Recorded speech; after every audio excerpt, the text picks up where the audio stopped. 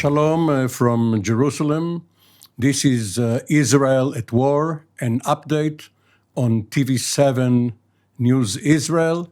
I'm Amir Oren, filling in for the traveling Jonathan Hessen, and we are at day 665th of the war, which started almost 2 years ago on October the 7th, 2023, with the horrific attack and massacre by Hamas on Israel's southern communities and military outposts, and almost immediately joined by Hezbollah, the Houthis, and other forces hostile to Israel, culminating a few weeks ago with the 12-day war between Israel and Iran, with more to come.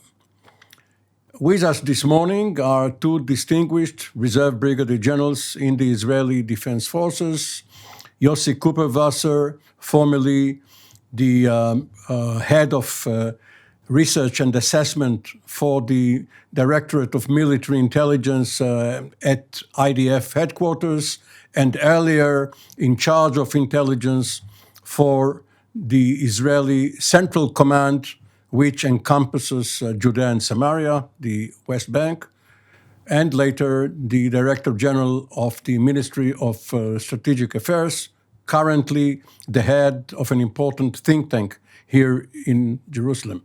General Kuperwasser, welcome. Thank you for having me. And General Doron Gavish, currently on reserve duty, the Commanding General of the IAF, Israel Air Forces Air and Missile Defense Task Force, formerly the commander of all of Israel's air and missile defense units. General Gavish, welcome. Boker Tov, good morning. So, General Kuperwasser, today the major story, at least up to now, of course, every hour can bring new events. But as we are speaking right now, the special presidential envoy, Stephen Witkoff, is visiting the Gaza Strip in order to find out for President Trump the reality on the ground of the humanitarian crisis and what can be done to diminish it. And even though, of course, there is cause and effect, it is not all of a sudden that the 2 million plus Palestinians in Gaza found themselves in such dire straits. It all had to do and started with the Hamas massacre, which we mentioned at the beginning. Nevertheless, the world seems focused right now on what is portrayed as starvation, or at least hunger, mass hunger in Gaza. And even President Trump, who earlier looked with suspicion at such reports, seemingly has been forced to act and send Witkoff over. How are we going to respond to this chain of events? Well, there's definitely concern about the humanitarian situation in Gaza, and rightfully so, because these people are living in a war zone for almost 2 years now, and are not producing anything, and they just live on aid that arrives there in huge quantities. But there are a lot of difficulties in distributing the aid, because Hamas is stealing much of it, and in other places it tries to make sure that the people don't go to the places where Israel is responsible for disseminating the aid. And these problems affect the living conditions of the population in Gaza. So I think that President Trump and the international community, and Israel as well, are justifiably concerned about the situation and take steps. What Israel did in recent days was to allow much more aid coming, including through airdrops and more trucks coming in, and allowing everybody who was able to take the trucks, load those humanitarian aid, and distribute it to take it, including UN-led organizations. That's what we did. And I think now the amount of aid that is available in the Gaza Strip is enough. The problem is that the distribution problems are not totally solved, because if you throw from the air some airdrop of huge amount of humanitarian material, the people that are in the vicinity of this place all heap on each other in order to take something out of what has reached them, and there's no distribution system that allows them to make sure that all those who need it get it. And this is a problem. That's one problem. That's the real problem that happens on the ground. There's another problem that has to do with the cognitive warfare that Hamas fights, and this is what Hamas did, was these pictures and so on and so forth. This is something that we have to deal with separately in order to make sure that people understand that these are lies. And I think that this is very important to convince people that these are lies, and a lot of effort has been done in that, because the fact that people are ready to claim that Israel is starving the population, not that there is hunger, but Israel is starving the population, this is outrageous, and everybody should refrain from using this Hamas libel, and we should not follow that. Unfortunately, the New York Times and others follow this lie and libel and disseminated it instead of checking it properly. General Gavish, the Israeli Defense Forces, at least on the attack, of course, it failed on October the 7th on the defensive side, but the IDF was known for years for being very creative, for being able to improvise when suddenly meeting new challenges.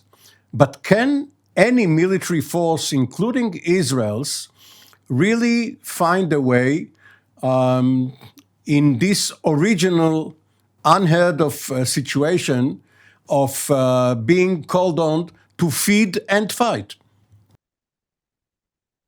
Well, it is a challenge, of course, Amir, but I think that in general, Israel, this is what we did during the whole war. We are the one that created those humanitarian corridors. If you remember, quite close to the beginning of the war, after the strikes in the Gaza Strip, there was a point that Israel started with those humanitarian corridors. Israel was the one who was guarding them. We remember that the Hamas, starting back then, was trying to basically sabotage this idea that there would be a humanitarian corridor. So there was the corridors, the humanitarian zone, and sending in the food for the government. I fully for the Gazans. I fully agree with the Mr. Cooper-Vaza, General Cooper-Vaza, when he says that Israel is not starving the Hamas.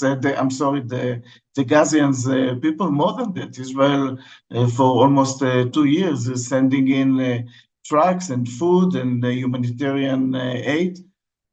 So this is something that we had to deal with. How do we, at the same time, from one hand, fighting against the Hamas, from the other hand, trying that the situation for the Palestinians in the Gaza Strip, for the civilian part of them, would be bearable in a way. But of course, the conditions are not so easy. This is a war zone for quite a long time. There is nothing over there. There is no economy, and the situation is quite complicated. So this is what could we can do. I think that being creative, this is something that is always needed, and there are still a few options of what could be done in the Gaza Strip. But we have to remember also that the Hamas and the way that we are fighting in the Gaza Strip, it is a very unique situation. Of course, all the tunnels that we see there, the metros, the tunnels that we have to deal with. Never in the history of a war fight there was such an amount of tunnels and a network of tunnels which is underground, and you fight it while the population is also over. This is not the situation today. Today, the Hamas went back to a terrorist fight, kind of a guerrilla fight. So I think that a lot of those innovations were implied into this fight, but it is still a very challenging one. And the last thing that I would mention is that the Israeli Defense Forces said, starting from day one, that this is a fight that will take a long time. General Kupperwasser, as mentioned, among your positions were the Chief Intelligence Officer for the Central Command.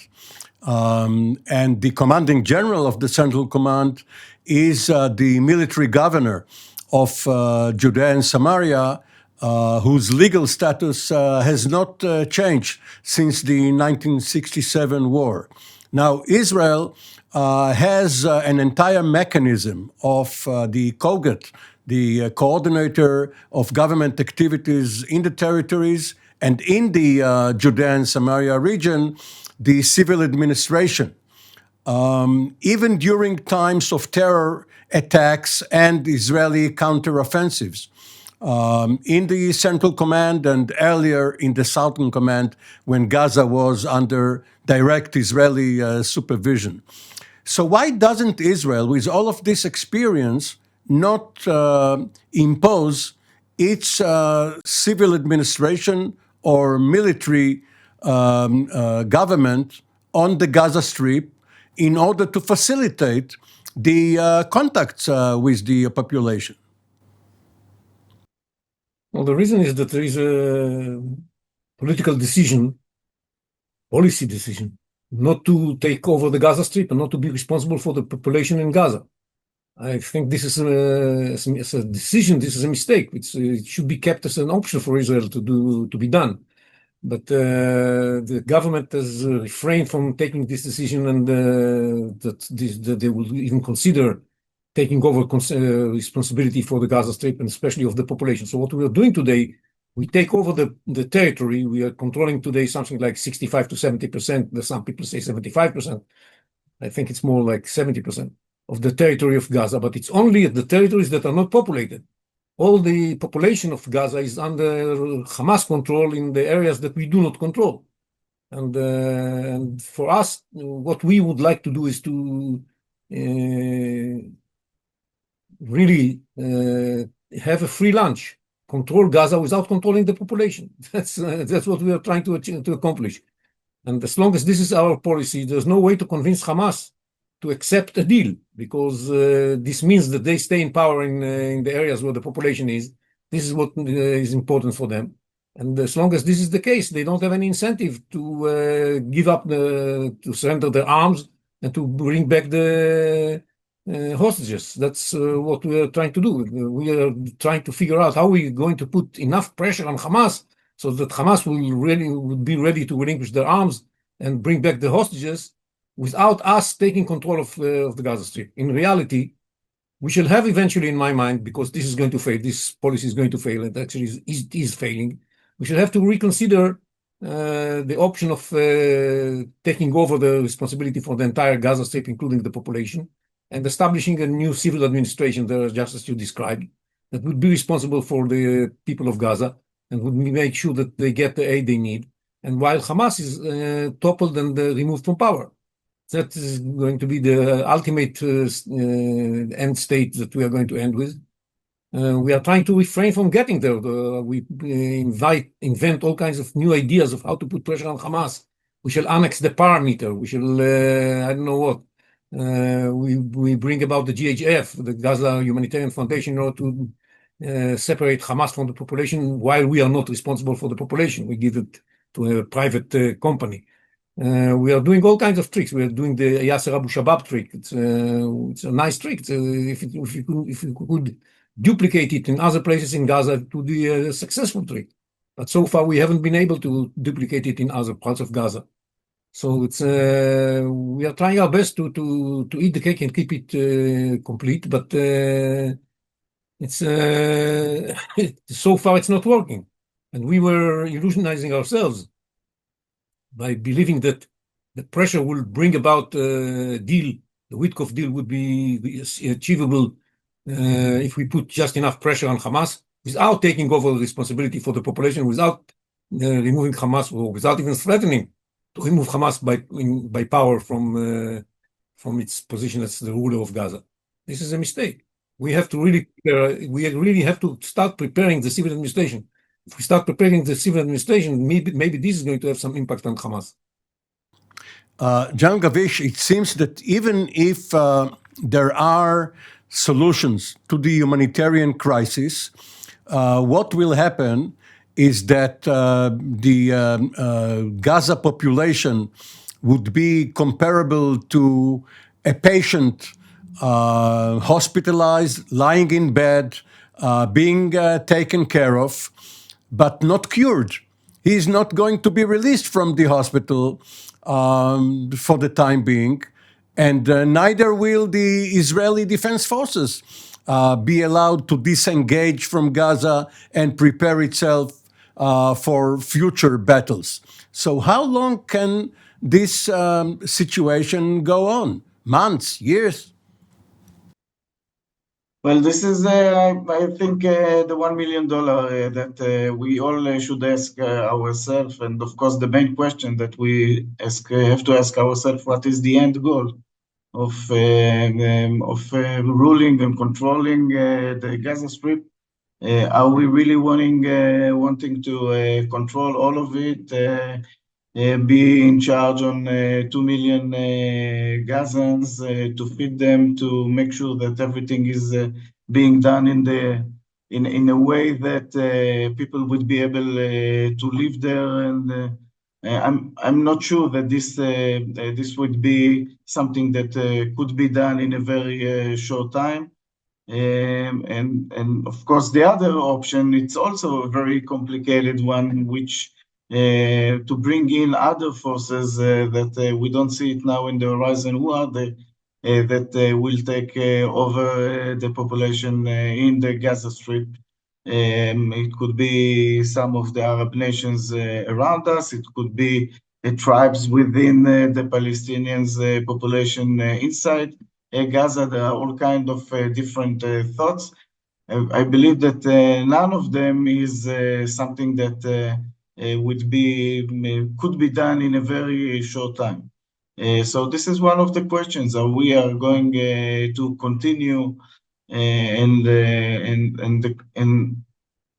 once again looking at the main goals of the war, and to see how much are we willing to do it, how long are we willing to be in such a situation, and what would be for the benefit of Israel. We have to remember also that the story of Gaza, it is not only the Gaza Strip. At least this is not the interest of Israel. The interest is much wider, together with the United States, and hopefully that if we would get to any kind of arrangement in the Gaza Strip, it would also influence our relations with other countries in the Mediterranean.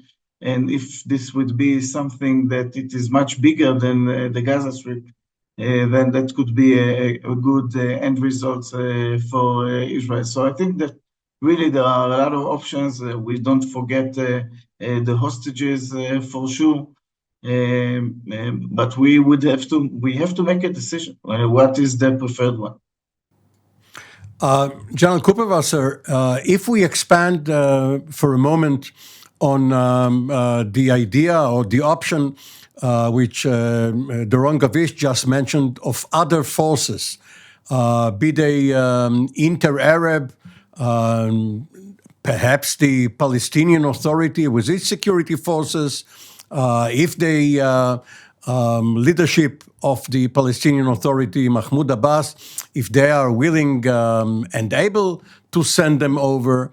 But based on what we know, let's bring up the Lebanese example of the mid-1970s. Syria, which had an interest in Lebanon, sent its forces under the guise of an inter-Arab deterrence force in order to put down the civil war. And it helped at a cost. And Beirut became subject to rule by Damascus. Is that a viable option led by Egypt, perhaps with Jordan and others, and in the context of normalization between Israel and Saudi Arabia? Well, I don't think it is a viable option as long as Hamas refuses to disarm. None of these forces are going to fight Hamas and disarm it forcefully. And the only power that can do that is the IDF. And if Hamas decides to disarm, then everything is nice. And yes, there's a room for an international and inter-Arab force that will take responsibility. And yes, this is going to be nice. But for the time being, Hamas refuses to disarm. And we see that the Arabs are losing their patience with Hamas. We saw the declaration coming out from the group of countries in the UN that called on Hamas to disarm, including many Arab states, especially moderate Arab states. And it's nice that they call upon Hamas to disarm, but they don't have the power to make it happen. The only power that can do that is Israel. And yes, by the way, asking about the duration for which we shall have to do that, we have to understand all the options that we are facing today are problematic. There's no option that we say, okay, that's a great option, let's do that, let's take it.